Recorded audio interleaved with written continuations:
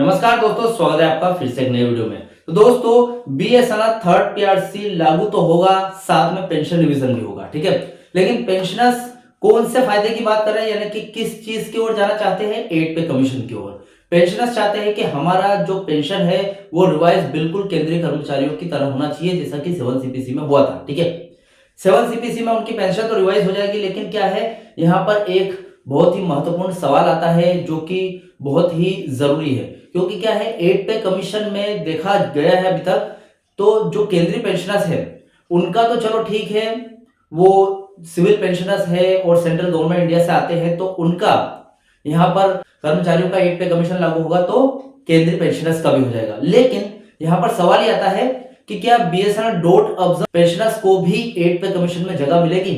अभी क्या है, देखा जाए तो 8 पे कमीशन में डोट ऑब्जर्व पेंशनर्स को लिखित रूप में स्पष्ट नहीं किया गया है कि इनको लेना है, ठीक है। और 30 मार्च की अपडेट, यानी कि 30 मार्च की सुनवाई में अगर पेंशनर्स के पक्ष में फैसला आता है और पेंशनर्स जीत जाते हैं, उनका 7 सीपीसी के अनुसार ये हो जाता है, यानी कि पेंशन रिवाइज हो जाती है, तो क्या 8 पे कमीशन में उनको जगह मिल पाएगी, या फिर 8 पे कमीशन में इनको जगह लेने के लिए फिर से कुछ संशोधन या फिर कुछ नियम में फेरबदल करने पड़ेंगे या फिर नहीं? आज इस वीडियो में डिटेल तरीके से आपको जानकारी देने वाला हूं कि 8 पे कमीशन में डोट ऑब्जर्व पेंशनर्स को जगह मिलेगी या नहीं, ठीक है।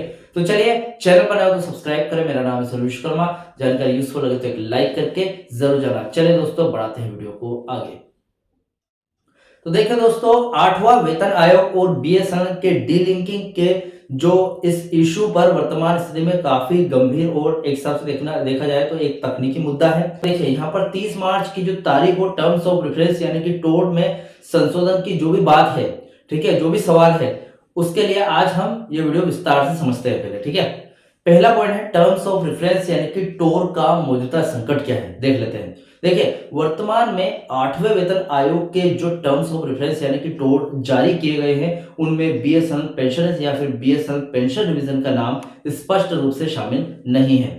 अभी 7वें वेतन आयोग की बात करूं तो उसमें क्या था, उस समय के टोर में साफ लिखा था कि आयोग उन सभी पेंशन की समीक्षा करेगा जो केंद्र सरकार से पेंशन पाते हैं, यानी कि जो भी कंसोलिडेटेड फंड ऑफ इंडिया से पेंशन पाते हैं, जो भी पेंशनर्स, भले वो डोट ऑब्जर्व पेंशनर्स हो, एमटीएनएल पेंशनर्स हो, ठीक है, या फिर जो भी डोट से जुड़े हो, जिनसे पेंशन डोट से आती है, जिनको पेंशन डोट से आती है, उनकी सबकी पेंशन रिवाइज सरकार करेगी। ऐसा 7 पे कमीशन के टर्म्स ऑफ रेफरेंस में लिखा हुआ था। लेकिन यहाँ पर 8 पे कमीशन में कोई ऐसा नाम शामिल नहीं है, ठीक है। अभी 8वें वेतन आयोग में क्या कमी आ गई उसके बारे में बात करते हैं। इस बार के टोर में पुराने पेंशनर्स की पेंशन समीक्षा को लेकर वैसी स्पष्टता नहीं है, ठीक है, जैसा 7 सीपीसी में निकली थी, जैसे पहले थी। पेंशन एसोसिएशन का आरोप है कि सरकार वैलिडेशन एक्ट 2025 जैसे कानून के जरिए पुराने पेंशनर्स को नए लाभों से दूर रखने की कोशिश कर रहा है, ठीक है। अभी देखिए, यहाँ पर अगर देखा जाए तो 7 सीपीसी यानी कि जो केंद्रीय कर्मचारी है और केंद्रीय पेंशनर्स की तुलना करें अगर बीएसएनएल से, तो केंद्रीय पेंशनर्स लाखों में है देखा जाए तो, ठीक है। अभी ऐसे में अगर बीएसएनएल पेंशनर्स भी उनमें शामिल हो गए तो ये जो संख्या ये बढ़ती जाएगी और पेंशन बगैर किसी मुनाफे या फिर बगैर किसी घाटे की शर्त के किए बिना ही इनको पेंशन देनी पड़ेगी। इसलिए क्या है, सरकार कुछ वैलिडेशन एक्ट 2025 जैसे कि जो नियम आया है, कुछ ऐसे नियम ला रही है जिससे क्या है कि अदर पीएसयू वाले जो भी पेंशनर्स यहाँ पर आ रहे हैं उनको केंद्रीय पेंशनर्स से दूर रख रही है, ठीक है। वो चाहती है कि केंद्रीय पेंशनर्स का जो रिवाइज हो रहा है, भले वो 7 सीपीसी के अनुसार हो या फिर 8 सीपीसी के अनुसार, तो ये जो पीएसयू के पेंशनर्स है ये इसमें नहीं मिलना चाहिए डीलिंकिंग के बाद। तो ऐसे सरकार, इसीलिए तो सरकार यहाँ पर कोर्ट केस लड़ रही है और 30 मार्च की जो सुनवाई है वो पेंशनर्स, जो डोट ऑब्जर्व पेंशनर्स है और कोर्ट जो सरकार है, दोनों के बीच में है। हो सकता है 30 मार्च का जो केस है वो पेंशनर्स के पक्ष में भी गया तो भी सरकार नहीं मानेगी, वो बोले कि मैं सुप्रीम कोर्ट में जाऊंगा, ठीक है। तो इसलिए यहाँ पर सरकार का यही कहना है कि भाई साहब, पहले पे रिवीजन हो जाने दो, वो कंपनी के मुनाफे से हो या फिर घाटे से हो, कुछ भी लेना देना नहीं हमारा, वो पहले पे रिवीजन हो जाने दो, उसके बाद ही पेंशन रिवाइज होगा, यही सरकार का कहना है। इसलिए कोर्ट केस चल रहा है, ठीक है। अभी 30 मार्च कोर्ट केस आदेश और डीलिंकिंग की बात करूं तो बीएसएनएल पेंशनर्स का सबसे बड़ा मुद्दा यह है कि उनकी पेंशन डिवीजन वर्तमान में बीएसएनएल के सेवारत कर्मचारियों यानी कि वर्किंग एम्प्लॉयज के वेतन संशोधन वेज रिवीजन से जुड़ी हुई है। क्योंकि बीएसएनएल घाटे में है इसलिए कर्मचारियों का वेतन नहीं बढ़ रहा है, ठीक है, यानी कि पे रिवीजन रुका हुआ है और इसी वजह से पेंशन कि जो पेंशन ऐसे उनकी पेंशन भी रुकी हुई है, उनका भी पेंशन रिवाइज नहीं हो पा रहा। अभी डीलिंकिंग की बात करते हैं। इसका अर्थ है कि पेंशन को कर्मचारियों के वेतन संशोधन से अलग करना, यानी कि पे रिवीजन और पेंशन रिवीजन दोनों को डीलिंक करना, अलग अलग करना। अगर 30 मार्च को कोर्ट यह आदेश देता है कि पेंशनर्स की पेंशन कर्मचारियों की स्थिति पर निर्भर नहीं करेगी, तो पेंशन रिवीजन का रास्ता तुरंत खुल जाएगा और वो 7 सीपीसी के अनुसार पेंशन रिवाइज हो जाएगी आपकी, ठीक है, जैसे कि केंद्रीय कर्मचारियों की हुई थी। अभी कोर्ट के रुख की बात करूं तो पिछली सुनवाई जैसे कि केट हो गया, दिल्ली हाई कोर्ट के जो भी हालिया रुख फिलहाल अभी उन्होंने जो भी बताया है, तो उनसे ये संकेत मिले हैं कि पेंशनर्स को सरकारी कर्मचारी यानी कि सेंट्रल गवर्नमेंट पेंशनर्स माना जाना चाहिए, क्योंकि उनकी pension consolidated fund of India से आती है। कौन से पेंशनर्स? डोट ऑब्जर्व पेंशनर्स, जो कि बीएसएल में अभी फिलहाल, ठीक है। अब देखिए तीसरा पॉइंट है, क्या टोर में संशोधन अनिवार्य होगा या फिर नहीं। तो सबसे पहली बात तो ये कि हाँ, यदि 30 मार्च को कोर्ट पेंशनर्स को वेतन संशोधन से अलग करने यानी कि डीलिंकिंग का आदेश देता है, तो सरकार के पास दो रास्ते हो जाएंगे। कौन कौन से देख लेते हैं। पहले तो टोर में संशोधन करना पड़ेगा, यानी कि अभी क्या 7 सीपीसी के टोर में संशोधन करने की आवश्यकता नहीं है, क्योंकि वो तो पहले से तय है। केंद्रीय कर्मचारियों का पेंशन रिवाइज हो चुका है, उसी के अनुसार यहाँ पर 2.57 फिटमेंट फैक्टर के साथ डोट ऑब्जर्व पेंशनर्स का भी रिवाइज हो जाएगा, बिल्कुल केंद्रीय कर्मचारियों की तरह, ठीक है। टोर में कोई संशोधन करने की जरूरत नहीं है। लेकिन ये जो टोर में संशोधन की बात हो रही है, ये 8 पे कमीशन की बात हो रही है, क्योंकि भाई साहब इन फ्यूचर 8 पे कमीशन लागू होने वाला है और उसकी इफेक्टिव डेट तो निकल गई है, यानी कि 1 जनवरी 2026 पे इफेक्टिव डेट है उसकी, और उसी के अनुसार यहाँ पर 8 पे कमीशन लागू होगा। अभी सिफारिशें देने में वो 2 साल का समय लग सकता है, यानी कि 2028 आ सकता है या फिर 2027 के बीच में 8 पे कमीशन लागू हो सकता है। तो इसी के लिए थोड़ा सा टोर में संशोधन करना पड़ेगा, नियम चेंजेस करने पड़ेंगे, ताकि बीएसएनएल डोट ऑब्जर्व पेंशनर्स को भी उसमें जगह मिल सके।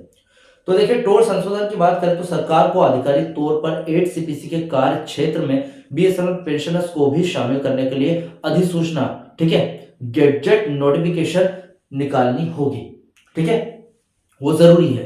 तभी स्पष्ट हो पाएगा कि भाई साहब डोट ऑब्जर्व पेंशनर्स के लिए भी 8 पे कमीशन है।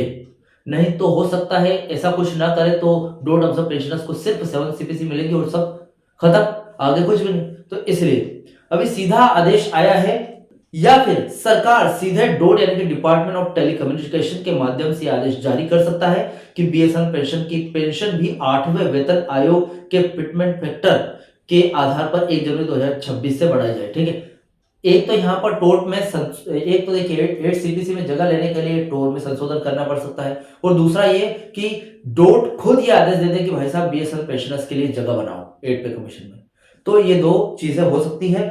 अभी पेंशनर्स के पक्ष में फैसला गया तो यहाँ पर यह करना पड़ सकता है। तीसरी भी बात हो सकती है, वो बोल सकता है कि हम ये नहीं मानेंगे, हम हाईकोर्ट में हमारे पक्ष में फैसला भले नहीं आया, सरकार बोलेगी हम सुप्रीम कोर्ट तक जाएंगे। फिर भाई साहब मामला बिगड़ सकता है, क्योंकि क्या है, फिर पेंशन रिवीजन में देरी होगी, और देरी होगी तो क्या है, मामला खिंचता चला जाएगा, 4 से 5 महीने हो जाएंगे। ऐसे में अगर बीच में 8 पे कमीशन लागू हो जाता है तो आपका जो 7 सीपीसी का इतना बड़ा मुनाफा मिलने वाला था जो बीएसएनएल पेंशनर्स को, डोट ऑब्जर्व पेंशनर्स को, वो छूट जाएगा हाथ से, डायरेक्ट 8 पे कमीशन में जाना पड़ेगा। तो एक हिसाब से आपकी जो पेंशन में जो बड़ा उछाल आने वाला था वो कम हो जाएगा। तो ये जो डबल फायदा मिलने वाला आपको डीलिंकिंग के बाद, एक 7 सीपीसी का और एक 8 सीपीसी का, ये दोनों मिल पाएंगे अगर पेंशन रिवाइज जल्दी हो गया तो, ठीक है।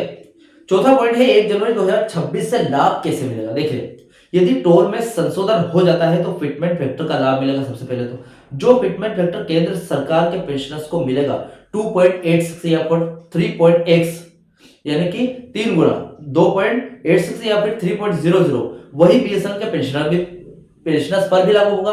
और भाई साहब ये जो लागू हो रहा है ये डायरेक्ट लागू नहीं होगा, पहले 7 सीपीसी का 2.57 फिटमेंट फैक्टर के साथ आपकी पेंशन रिवाइज ऑलरेडी हो चुकी होगी, उसी बेसिक पर 8 पे कमीशन की जो ये फिटमेंट फैक्टर है 2.86 या फिर 3.00 ये लागू होगा। तो आपकी सैलरी में तो लाखों में चली जाएगी भाई साहब, ठीक। एरिया की बात करूं, क्योंकि 8 सीपीसी की प्रभावित तारीख कौन सी है, 1/1/2026, इसलिए आदेश भले ही बाद में आए, यानी कि सिफारिशें बाद में आए, पेंशनर्स को जनवरी 2026 से बढ़ा हुआ लाभ मिलेगा। यानी कि 1 जनवरी 2026 के बाद भले ही कभी भी 8 सीपीसी लागू हो, 1 जनवरी 2026 से लेकर, यानी कि अगर 2028 में लागू होती है तो दोनों के बीच की जो भी गैप गई उसका एरियर आपको मिलेगा, ठीक है।